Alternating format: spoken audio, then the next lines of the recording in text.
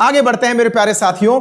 खुली सिगरेट और बीड़ी की बिक्री पर किस राज्य में प्रतिबंध लगाया गया है? मेरे प्यारे साथियों, हाल ही में महाराष्ट्र में प्रतिबंध लगा दिया। आप पूछेंगे अरे सर ये तो बहुत बुरा हो गया। हमने कहा क्या बुरा हो गया?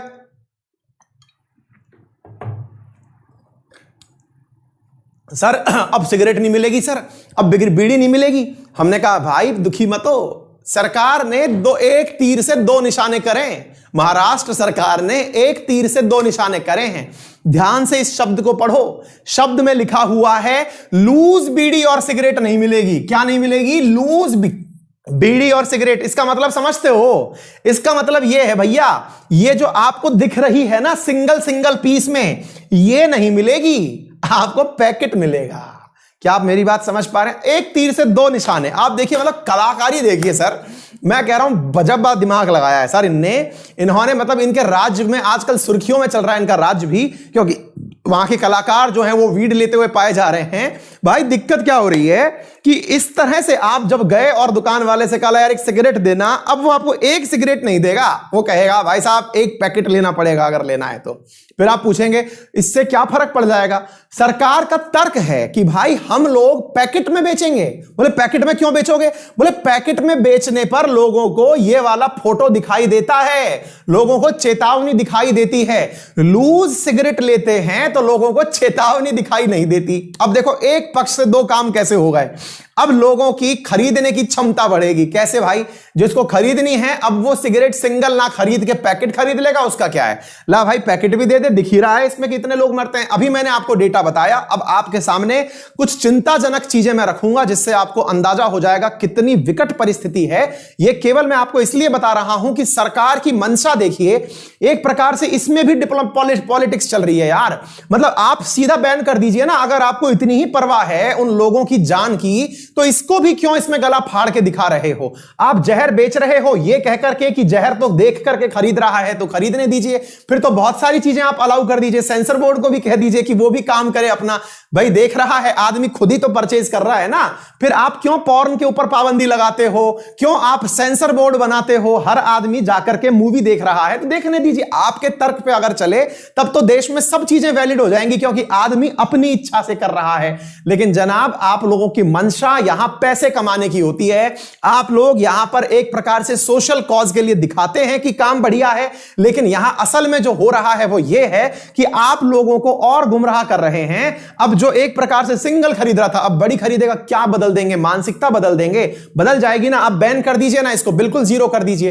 पर नहीं साहब, आपको इनसे रेवेन्यू प्राप्त होता है। कोरोना के पहले ही लॉकडाउन में अनलॉक जब हुआ तो दारू की दुकानें खोल दी गई। इससे जाहिर होता है सर देश की तरक्की के लिए अब हमको जहर बेचना मजबूरी है। मेरे प्यारे साथियों, तो ये तो था तर्क। अब मैं आपको कुछ चिंताजनक मुद्दे बताता हूं जिनसे कि आप लोगों का सुबह सुबह थोड़ा दिमाग खराब तो होगा, लेकिन कर लीजिएगा। मेरे प्यारे साथियों, एक आंकड़े के हिसाब से मैं आपके सामने सारी जानकारियां रख रहा हूं। यह आंकड़ा मैंने लिया है एक वेबसाइट और इसके एक सर्वे के द्वारा लिया है। मैं आपको वो बताना चाहूंगा। मेरे प्यारे साथियों, एक ग्लोबल अडल्ट टोबैको सर्वे है, GATS। अब आप इस आंकड़े को देखना, इससे आप थोड़ी चिंता व्यक्त करना। ग्लोबल अडल्ट टोबैको सर्वे, इसके आधार पर मेरे प्यारे साथियों यह पता चला कि भारत में हर 10.7%, यानी जितने भी युवा हैं भारत में ग्लोबल अडल्ट, ये आपको याद करने की आवश्यकता नहीं है, लेकिन ये सर्वे है ग्लोबल अडल्ट टोबैको सर्वे। इसके अनुसार यह पता चला कि भारत में 10.7% जो युवा है वो स्मोकिंग करता है। यानी स्मोकिंग का मतलब समझ रहे हैं आप? धुआं उड़ाता है, तंबाकू का नशा करता है, तंबाकू का धुआं उड़ाता है। इसके अलावा यह पता चला कि भारत में कुल जितना भी अडल्ट व्यक्ति है उसका 28.6% जो है वो तंबाकू यूज करता है, लेकिन वो स्मोकिंग एंड नॉन स्मोकिंग दोनों प्रकार का यूज करता है। स्मोकिंग एंड नॉन स्मोकिंग, इसका मतलब समझ रहे हैं? इसने तो केवल बीड़ी और सिगरेट पी। नॉन स्मोकिंग का मतलब हुआ इसने तंबाकू, खैनी, गुटखा ये सब खाया। इस प्रकार से 28.6% युवा भारत का किसकी गिरफ्त में है? तंबाकू की गिरफ्त में है। चलिए एक फैक्ट और मैं आपको बताता हूं। आप लोगों को थोड़ी चिंता इस बात की हो सकती है, हालांकि पता नहीं आपको ये होगी या नहीं होगी, लेकिन मेरे प्यारे साथियों भारत में एक बार ध्यान से समझिएगा, दुनिया में तंबाकू से मरने वालों की संख्या 60 लाख प्रति वर्ष है। एक मिनट ध्यान से सुनिएगा, 60 लाख प्रति वर्ष मेरे प्यारे साथियों तंबाकू के कारण मरने वालों की संख्या है। मैं यहां पर आपको एक आंकड़ा और बताऊंगा, शायद वो आपको थोड़ा बुरा लगे, लेकिन जान लीजिएगा।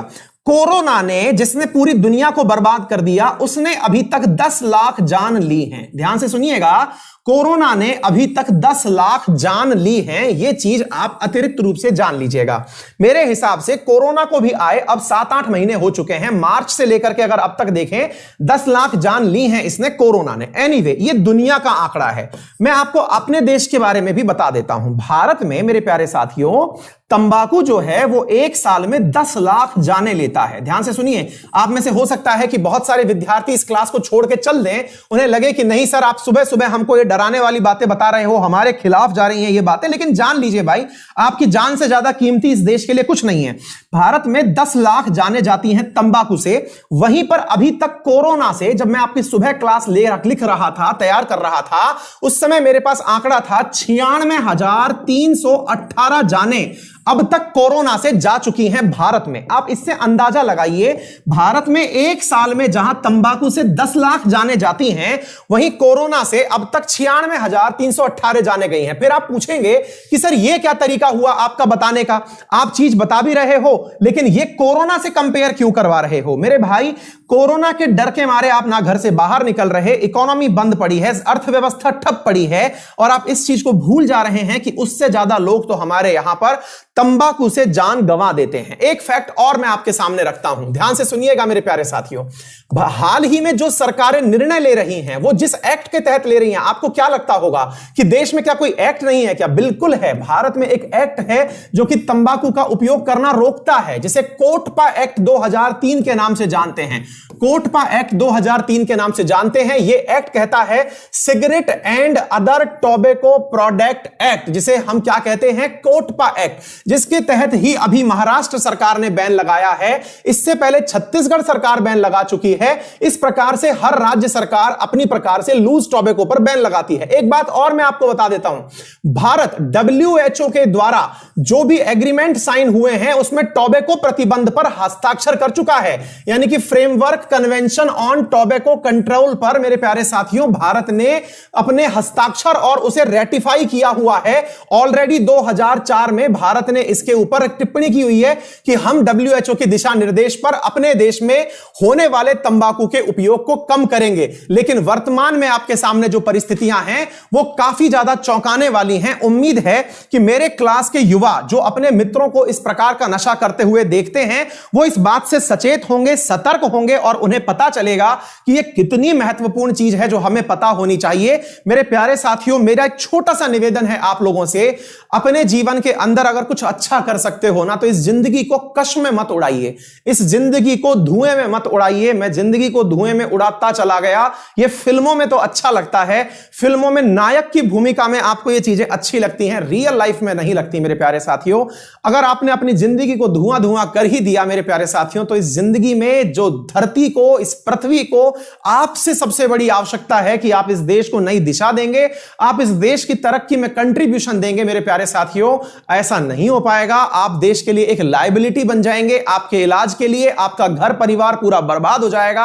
आपके घर वाले जो कि आपसे इतनी आस्था उम्मीदें लगा के बैठे हुए हैं वो किसी ना किसी प्रकार से मेरे प्यारे साथियों प्रभावित हो जाएंगे। तो प्लीज कम से कम अपने लिए नहीं तो उन परिवारजनों के लिए आप सोचें और निर्णय लें। बाकी चीजें आपके सामने हैं। मैं एक शिक्षक के साथ में आपका एक बड़े भाई के रूप में भी आपके सामने होता हूं जो इस प्रकार की सारी बातें आपके साथ साझा करता हूं। देख लेना जो आपको ठीक लगे। बाकी मेरा ना काम तो इतना ही था। बाकी जो बातें मैंने